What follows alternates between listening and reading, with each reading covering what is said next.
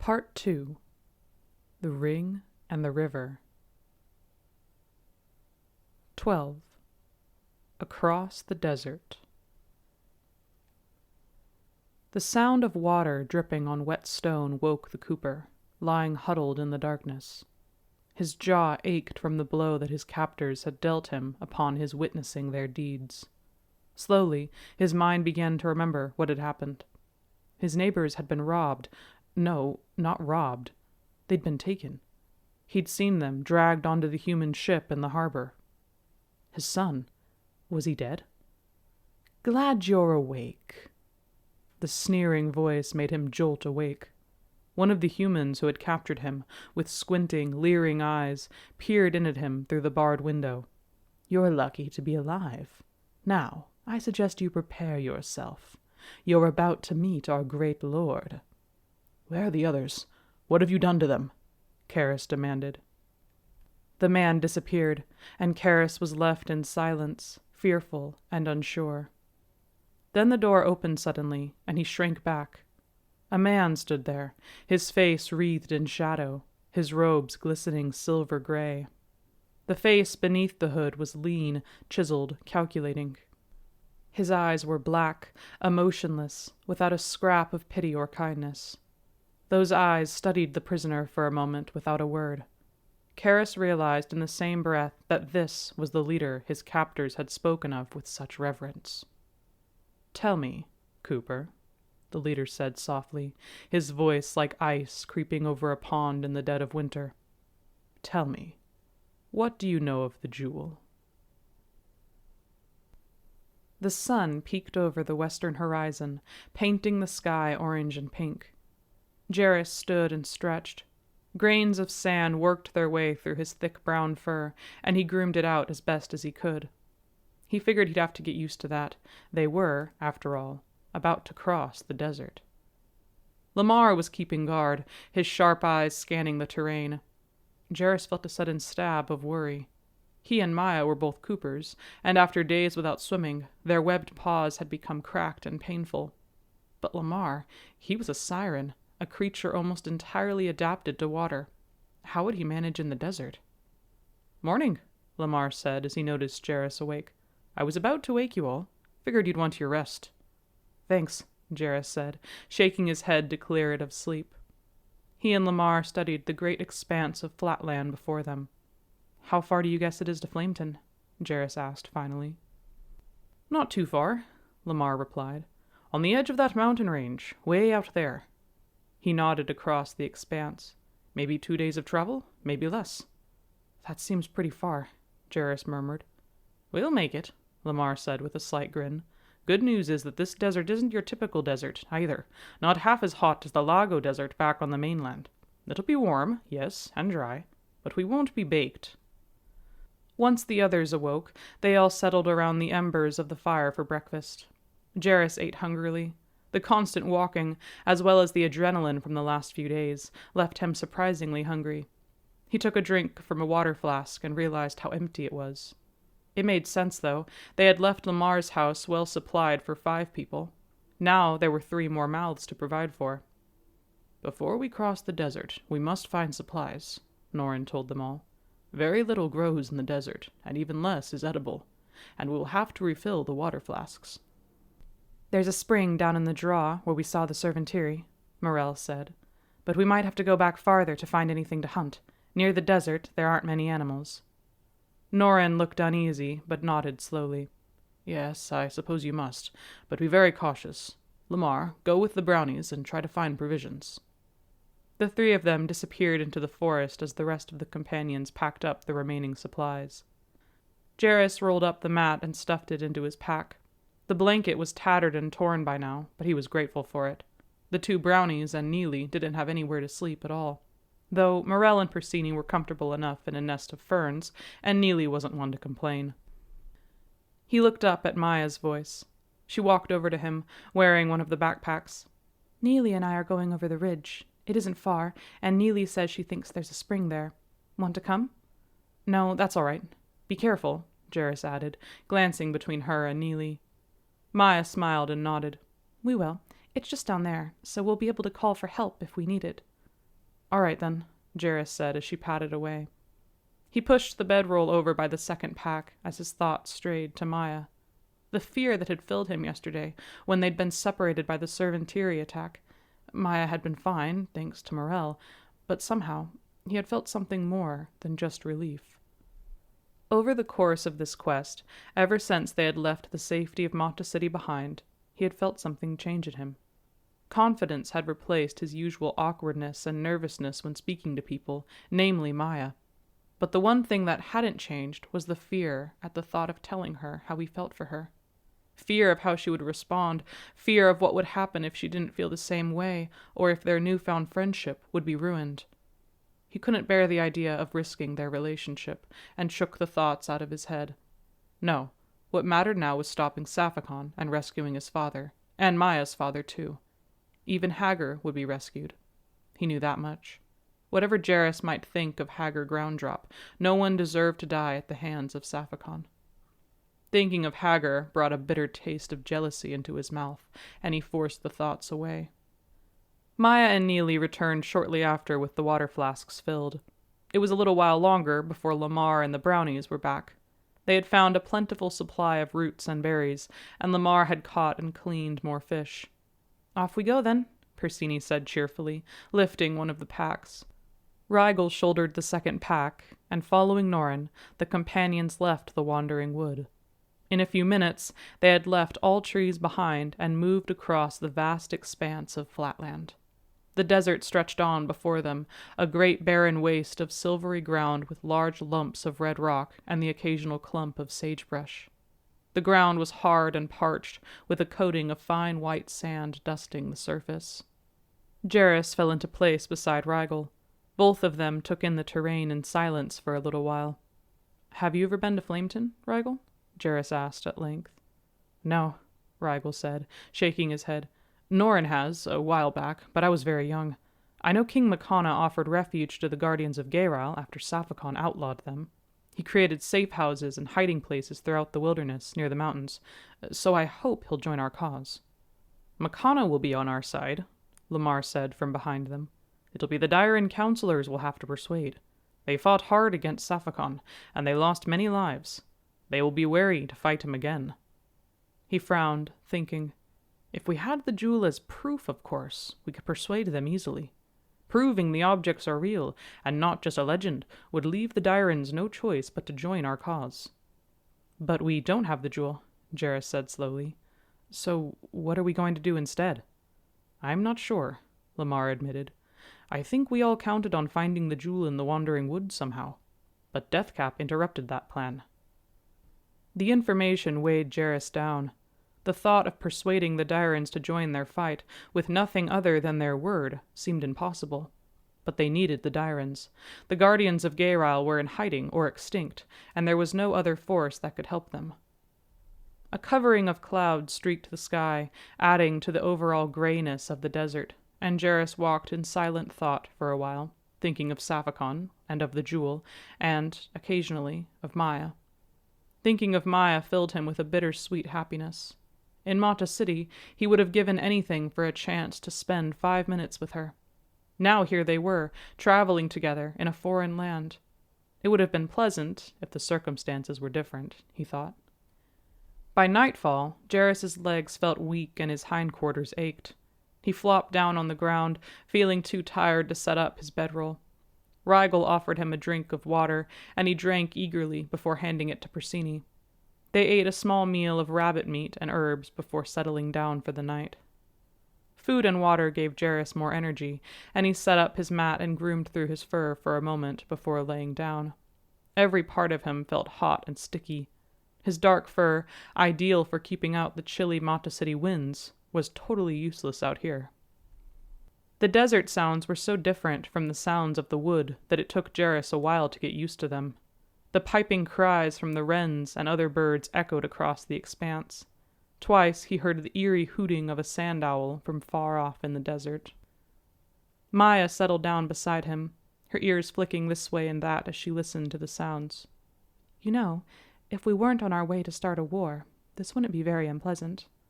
"It's dry, though," Jarrus pointed out with a weak grin. "I could definitely use a nice river to swim in." That's true, Maya said, smiling slightly. The two brownies sat down beside them, both of them dusted with white sand. Jarrus grinned. You two look like you've been powdered in sugar. They looked down at themselves, and Morel grinned and shook her head. You should see yourself. The trouble of having dark fur, isn't it? Jarrus looked down at himself, realizing that white sand covered his paws and fur too. He sighed and nodded. Still, Persini said thoughtfully, there are some things that I could get used to out here. Like that. He pointed upward. Jarrus looked up, and the scene took his breath away. There were stars visible above Mata City, of course, but those often clashed with the city lights, or were covered by clouds. Jarrus had seen stars in the Wandering Wood, though he hadn't realized how much the trees had covered them. Now, out here, with nothing conflicting with the sky above, the stars were endless, stretching on forever. The sight made him suddenly feel very small. I agree, Persini, he said softly. I could get used to that. By the time the sun peeked over the horizon, the stars had faded away, and the sky was streaked with red and pink. Jarrus was awakened by Rigel and rolled stiffly to his feet. He took a sip of water and turned to see Rigel studying the magnificent sunrise with a frown. What is it? He asked. Rigel nodded at the red. That vivid red comes from a lot of dust particles in the air. It's the sun's rays reflecting off of them, or something like that. Anyway, it won't just be dust. That's a lot of sand. Sand? Jarrus repeated, not understanding why this was a concern. Is that bad? Rigel smiled grimly. It is if it's a wall of sand blowing right toward us. The big sandstorms out here could easily have us lost. Jarrus gulped nervously. You think that's what it is? I don't know. I'll ask Norin. Rigel moved to wake the other companions. Maya was still asleep, and Jarrus nudged her gently until she opened her eyes. Seeing him, she sat up anxiously. What is it? Is everything all right? Yes, everything's fine, Jarrus said, feeling bad for worrying her. We're about to get going again. Norin agreed with Rigel that the sand in the distance was not an immediate concern, but a valid one, and they veered slightly west. Sand covered Jarrus's fur, making him itch. He eventually gave up scratching, knowing he wouldn't be able to get it out until they reached Flameton. They passed around the water flasks. Lamar's voice was rasping, and he was very pale. Jarrus could tell both dehydration and the general dryness of the place were taking a toll on him. But the siren was clearly determined to keep going. Morel was walking with Maya behind him. He thought about the conversation last night. When Morel wasn't fighting with Rigel, she wasn't half bad, he decided. It was frustrating because he liked both Rigel and Morel, and he didn't want to choose between them. How did Deathcap capture you? He asked Morel, falling back in line to walk with them. Morel looked at him, then sighed. Deathcap wanted the Jewel of Power, which has been lost for years. Deathcap demanded that he be allowed to search our encampment. When our father refused, Deathcap attacked, hoping to find the jewel. But did your father have the jewel? Maya asked. Persini shook his head, joining the conversation. No, but Deathcap didn't believe him. He destroyed our camp, killed many of our people, and captured us both as hostages. He swallowed. He killed our mother. There was a moment of silence. I'm sorry, Jarrus said softly. He felt bad for bringing the subject up. Morel shook her head slightly. Deathcap thinks he can control the world with the knife of destruction, but he can't, not without the jewel. He forgets that the jewel is more powerful, and more dangerous. Jarrus looked at her in surprise. It sounded like Morel knew more about the jewel than he'd first thought. What do you know about the objects, Morel? He asked, interested. The princess frowned slightly. Well, not much more than what Norin told us. I know a bit about the jewel, and how it is used. My father, the chieftain, searched for it briefly after it was lost, hoping for a weapon to stop Deathcap from taking our lands. He never found it, Persini said somberly. Deathcap was too powerful with the knife, too powerful to challenge, Morel said. Anyway, I agree with Norin that the jewel might have a kind of intelligence. It's controlled by a series of complex spells, a study called jewel lore. The user must master the lore before they can hope to use the jewel. That makes it even more ridiculous for Saphicon to take my father, Jarrus said, suddenly angry. As if he could expect a couple of Cooper fishermen to know anything like that. He can never be too careful, Morell said grimly. For all Saphicon knows, if someone has the jewel, they are very good at hiding it. Persini looked at the two Coopers. So, Saphicon captured your parents? He verified. Our fathers, Maya corrected. One of our friends betrayed us to them. The way she said this caught Jarrus's attention. He had guessed Maya would break off her engagement after what Hagar had done, but now it was suddenly confirmed, and a long-dormant hope had suddenly rekindled in his heart. Wait, are you able to... he started, not sure how to ask the question. Maya looked at him, raising her chin slightly in defiance. If Hagar still expects me to have him at the end of this, he's very wrong. And if my father disagrees with my decision, that's his mistake. Jarrus stared at her, impressed and surprised.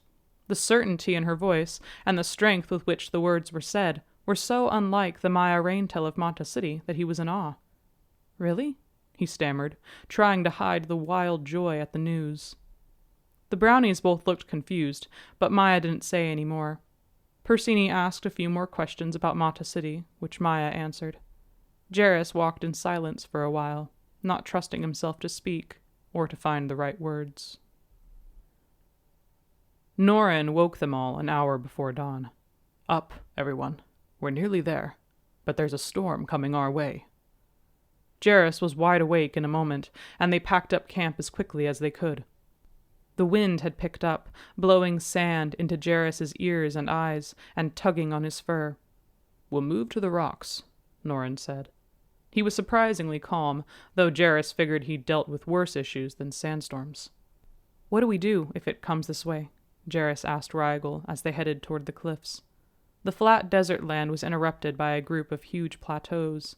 In front of them was a channel of rock, looking like the hunched wings of some great dragon, standing like a gateway before they reached the plateaus. Then they would have to climb. Rigel glanced back at the flatlands. If we were caught out in the desert, it could be dangerous. Sandstorms can get big out here. But we'll be all right in the rocks, and Flameton isn't far ahead of us. The thought was heartening, and Jarrus followed as they entered the channel of cliffs. The heavy shadows made it hard to see far ahead, but he was grateful for the shade. The sun was rising steadily to the east, bright red as it shone through the storm in the distance. "You missed us," Rigel said, sounding satisfied. Jarrus noticed Neely was looking around, her brow furrowed. "Are we close to Flameton?" he asked her. "Yes, I believe so," Neely said slowly, frowning. "But there is something else. Something is off. Some scent in the air." "It's not Dyrans?" Rigel asked. "No, not Dyrans. The wind. There are too many scents being blown around." Neely sounded frustrated. Morell paused a moment, listening. "I can hear something. On the ridge above us. I can't catch the scent either." "Maybe they're Dyran scouts," Jarrus suggested, not sure what else would be out here. Beyond the desert, the wasteland was desolate and lifeless, miles of red rock. Persini's shout made Jarrus turn. The young brownie had climbed up the side of the rock, peering beyond, his face aglow with excitement. "Norin, I see it! It's so beautiful!" "What? What is it?" Morell demanded, as they all started forward. The haze of sand cleared slightly. Jarrus craned his neck, trying to see past the edge of the ridge. On one of the plateaus beyond, maybe a half-mile or so away, he could see the spires of a castle, flags snapping in the breeze.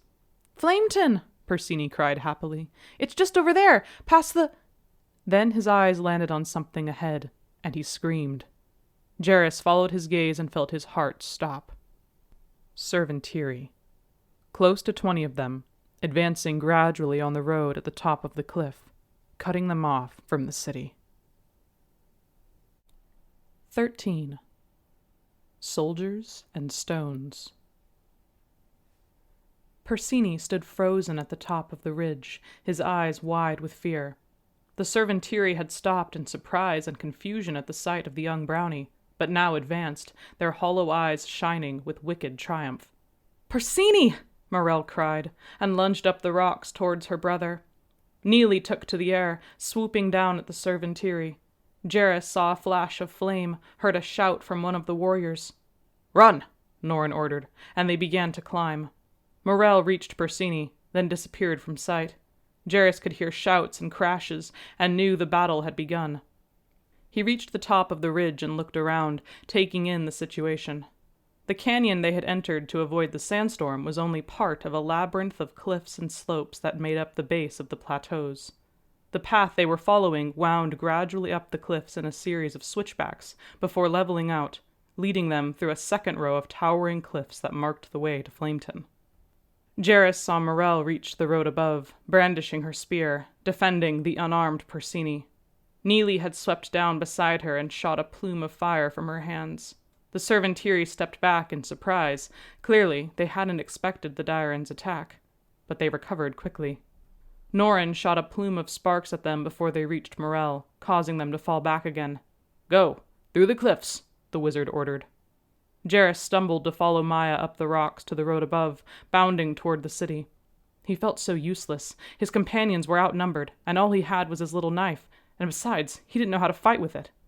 An odd cracking sound came from above, followed by a rumbling slide of soil and rocks. Jarrus looked up. He could see a second group of Servantiri on the ridge high above. They had broken loose a slab of slate from the cliffside, sending it plummeting straight at them. "Watch out!" Jarrus shouted, pulling Maya back. The huge rock plunged into the road and shattered with a magnified sound of breaking pottery. "Run!" Maya screamed. They ran, dodging the shards of stone in the path. A second grinding crack came from above, and Jarrus shoved Maya out of the way, then fell back against the opposite cliffside as the slab crashed down between them. He felt the wind of its fall on his face as it barely missed him, and he collapsed, shaking. By now they had all reached the upper road, and had begun the treacherous journey through the narrow cliffs. The Servantiri above them continued to hack at the cliffside, sending occasional slides down at them. On the opposite side of the road from Jarrus, Lamar and Persini reached Maya, crouching beside her in the shelter of the cliff. Lamar was weakened and pale from the trek through the desert and dehydration. Jarrus looked back, towards the battle on the ridge below. He saw the spinning, sparkling blur of Norrin's staff through the dust, and knew the wizard was still fighting. Neely had joined him, the occasional blasts of fire lighting the rocks alongside the yellow sparks. Rigel was with them.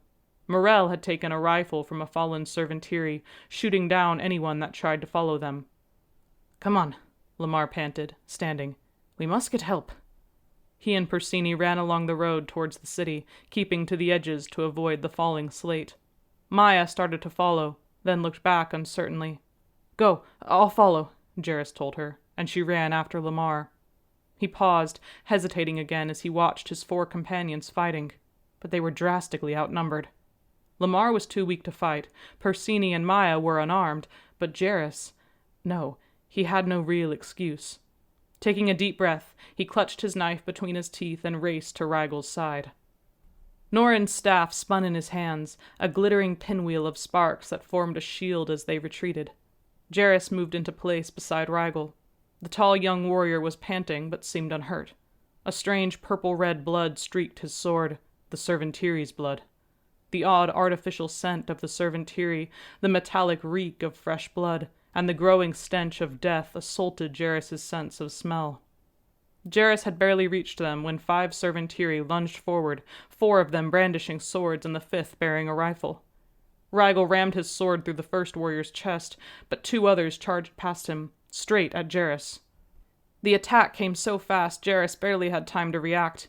He saw the warrior's sword come up, poised to strike him down. He lunged forward, out of the way, and plunged his knife into the warrior's side. The Servantiri jerked sideways, swinging its arm against Jarrus's head in a blow that sent his ears ringing. The warrior, injured and angry, lunged at him again. Jarrus slashed through the slits in the Servantiri's armor as the body crashed down on him. He shoved it away, shaking. There was a sharp crack as Morell shot the second warrior, who had lunged at Jarrus's turned back, followed by a dull thud as the bodies hit the ground. The Servantiri lay on the rocks, the blue light in its hollow eyes extinguished, like a candle that had been blown out. Jarrus's heart was pounding, his whole body shaking. His stomach heaved from the close encounter, nausea from the attack and from the purple-red blood that covered his paws and pooled on the ground. Morell grabbed his shoulders. He could hear her speaking something, but all that filled his head was the chilling realization of what he had just done. He had killed. He had killed a living creature, not an animal, but a person. Hey, listen to me! Jarrus's vision focused on Morell's face. Get to the city. Run now.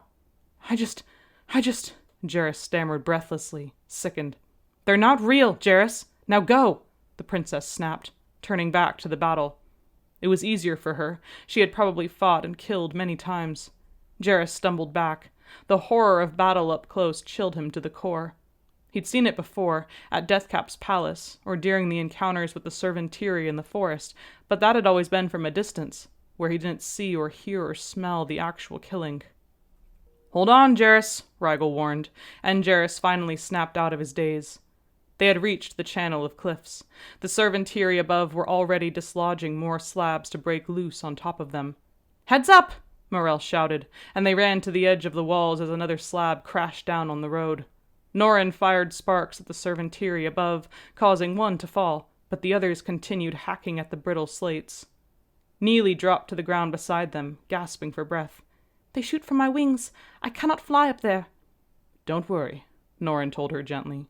I need you to fly to Flameton, as fast as you can. Help the other 3 get there, and see if the Dyrans there will come and help us.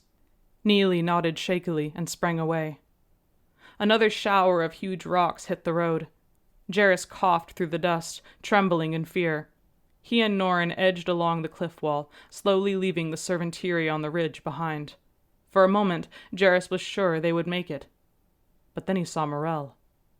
Thinking back, Jarrus realized she must have dodged to the opposite wall when the first slate of rock had fallen. Now she was pinned under the ledge, trapped between the cliffside and the huge chunks of stone from the last rockfall. The Servantiri advanced steadily, their eyes filled with triumph. Morell! Rigel stopped, turned, and saw her in the same moment that Jarrus shouted her name. Norrin started to follow, but a hail of gunfire forced him and Jarrus back against the cliff wall. Jarrus huddled behind the wizard as Norrin spun the staff again, forming a shield. Through the dust and sparks, Jarrus saw Rigel reach Morell and haul the rocks out of the way. He saw him order Morell to run, then turn and engage the first group of Servantiri, all of them slashing viciously at him. One of the Servantiri above them sent a boulder rolling down at Morell. Norrin blasted it to pieces before it hit her. Rigel retreated slowly, the soldiers pressing in on him. Come on! Jarrus shouted at him. Get out of there, Rigel! Norrin ordered, his voice tense with fear. Hang on! Let them come! Rigel yelled over his shoulder. Jarrus heard the cracking slide again and looked up to see a huge slab beginning to break away from the cliffside. It would crush Rigel the minute he tried to run. A soldier charged forward, knocking Rigel to the ground, brandishing a knife over him. Morell shot him down before the knife reached Rigel. Rigel kicked the body off him, sprang to his feet, and ran. The Servantiri charged after him. He wouldn't make it. They would kill him. Rigel! Jarrus shouted. The Servantiri above let the stone fall. Norrin pushed Jarrus and Morell back, out of the way. The huge slab plunged into the road, directly on top of the Servantiri who had followed Rigel into the channel. The impact of the falling stone cracked the road in two. Rigel leapt for the other side of the road, fell to his knees, and disappeared in a cloud of dust and shards of stone. Go, Norrin ordered as he ran back towards the broken road. Jarrus stumbled after Morell towards the city, fear for Rigel chilling his core. Rigel had to be all right. He had to be. He's alive, Morell panted, looking back. Jarrus turned to see Norrin and Rigel emerge from the channel of rocks. Rigel was limping and clutching his leg awkwardly, leaning on Norrin's shoulder for support. Are you okay? Jarrus stammered as Rigel dropped to the ground beside him. Blood soaked through Rigel's pant leg above his knee, and he was covered in dust.